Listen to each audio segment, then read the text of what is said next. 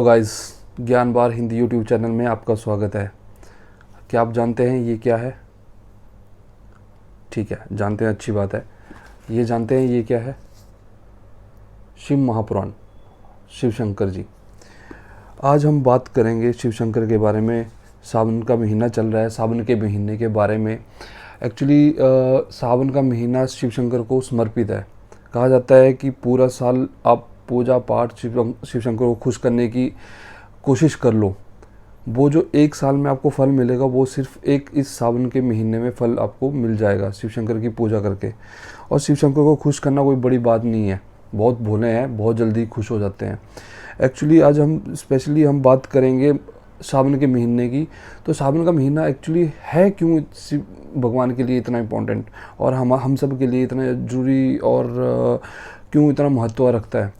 Actually जब सागर मंथन हुआ था तो सागर मंथन में बहुत सारे रत्न मोती और विष अमृत निकला था। तो भगवान शिव ने विष को अपने गले में धारण कर लिया था। इससे उनका गला जो था वो नीले रंग का हो गया था, ब्लू कलर का हो गया था, इसलिए उन्हें नीलकंठ भी कहते हैं। पर उस विष को धारण करने के बाद ना भगवान शिव का जो शारीरिक ताप था वो बहुत ज़्यादा बढ़ गया था। तो मेघराज इंद्र ने क्या किया कि बारिश करी और देवी देवताओं ने जल चढ़ाया ताकि जो शिव शंकर की शारीरिक ताप था वो कम हो सके। इसलिए वहाँ से ये प्रथा शुरू हुई कि शिवलिंग पे पानी चढ़ाने की प्रथा शुरू हुई कि ताकि शिव भगवान जो है वो उनको एक ठंडे रहें, मतलब जो शारीरिक ताप है वो ठंडा रहे। ठीक है, तो वहाँ से ये परंपरा शुरू हुई शिवलिंग पे पानी चढ़ाने की। और दूसरा इसमें एक और ये भी है कि एक ऋषि थे, मरकंडू ऋषि थे, उनके बच्चा नहीं होता था, कोई बेटा नहीं था, कोई पुत्री नहीं थी।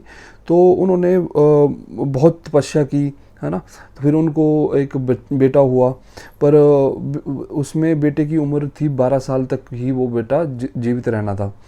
जब बेटा 11 साल का कंप्लीट हो गया, 1 साल बचा था, तो मरकंडू ऋषि ने अपने बेटे को मरकंडे को बताया कि आप एक काम करो, शिव शंकर की भक्ति करो और महामृत्युंजय मंत्र का जाप करो।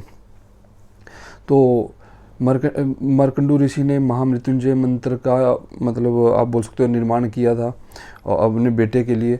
तो उन्होंने मार्कंडेय ऋषि जो थे उनके बेटे, उन्होंने बहुत तप किया, बहुत पूजा अर्चना की भगवान शिव की। और जैसे ही काल उनको लेने आया 12 साल बाद, तो मार्कंडेय ऋषि क्या करते थे कि जो शिवलिंग के सामने वो ना पूजा करते थे, उसको वो अब बोले जप्फी डाल लेते थे, हक डाल लेते थे और महामृत्युंजय मंत्र का जाप करने लग जाते थे। उससे क्या हुआ कि अब काल भी उसका क्या करेगा, जो भक्त हो महाकाल का। ठीक है, तो उनकी जो शिवशंकर बहुत खुश हुए मरकंडे से और उनको आशीर्वाद दिया, लंबी आयु का आशीर्वाद दिया। जो पहले उनकी उम्र 12 साल की थी, तो अब वो लंबी उम्र हो गई। तो ये जो सब कुछ हुआ था ये भी सावन महीने में ही हुआ था। इसके साथ ना एक और कहानी जुड़ी हुई है कि माता सती को जब पता चलता है कि उनके पिता के घर पे कोई महायज्ञ हो रहा है और सारे लोग, राजा महाराजा, देवी देवता और भगवान सबको बुलाया गया है, लेकिन उनके पति शिव शंकर जी को नहीं बुलाया गया है। तो शिव शंकर को इतना बुरा नहीं लगा, क्योंकि वो तो सृष्टि चलाने वाले हैं, है ना, महाकाल है, उनको क्या ही फ़र्क पड़ता है किसी से। लेकिन माता पार्वती को ये बात सहन नहीं हुई, बहुत बुरा लगा उनको। वो गई और गुस्से में उन्होंने जो महायज्ञ चल रहा था, यज्ञ कुंड में चले गए और खुद को समर्पित कर दिया अग्नि में। तो उस चक्कर में भगवान शिव को बहुत गुस्सा आया, वो तांडव करने लगे। विष्णु भगवान बीच में आए, उन्होंने सुदर्शन चक्र से माता सती के मतलब टुकड़े टुकड़े कर दिए, जहाँ भी गिरे वहाँ पे शक्तिपीठ बने। 51 शक्तिपीठ है, हम सबको ये चीज़ मालूम है। ठीक है, तो उसके पर ये सब होने के बाद ना, पहले माता सती ने एक प्रण लिया था कि जितने भी मेरे जन्म होंगे, पहले भी मतलब सती माता से होने से पहले जितने भी उनके जन्म रहे वो भी भगवान शिव ही उनके पति रहे थे।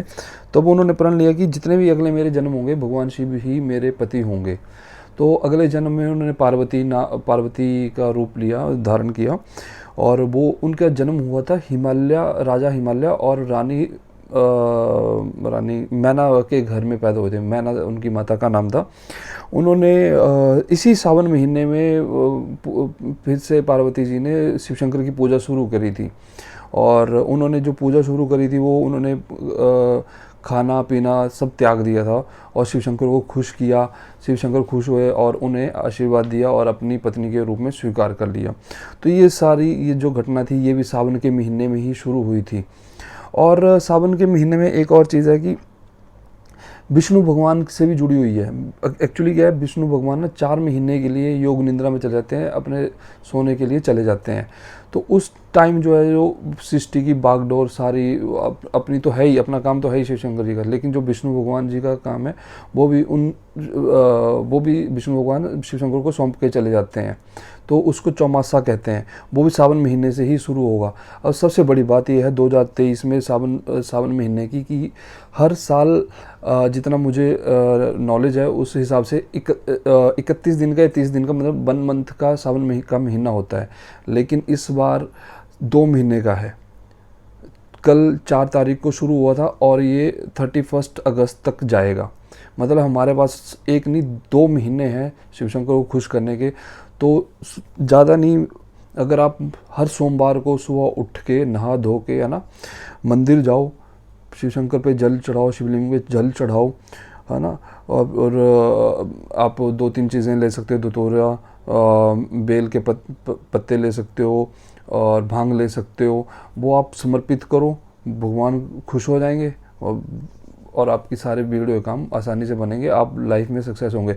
इसमें मैं ये क्यों वीडियो बना रहा हूँ, एक्चुअली क्या था, ये मेरी लाइफ से और लाइफ से भी जुड़ी हुई बात है। मैंने आज तक ना जो भी मांगा है भगवान शिव से ना, जो भी सच्चे मन से मांगा है वो हमेशा मुझे मिला है। मैंने एक गलती करी थी, ठीक है, वो मुझे नहीं मिली। वो बोलते हैं ना, जितना हम मांगते हैं वो उससे ज़्यादा देते हैं, लेकिन जो हमारे दिमाग में है ही नहीं, जो हम मांगा ही नहीं हमने, वो कैसे वो दे देंगे, क्योंकि आपकी वो इच्छा ही नहीं है कि वो मुझे मिले। तो जब भी आप मांगो, वो मांगो जो शिव शंकर भगवान आपको देना चाहते हैं।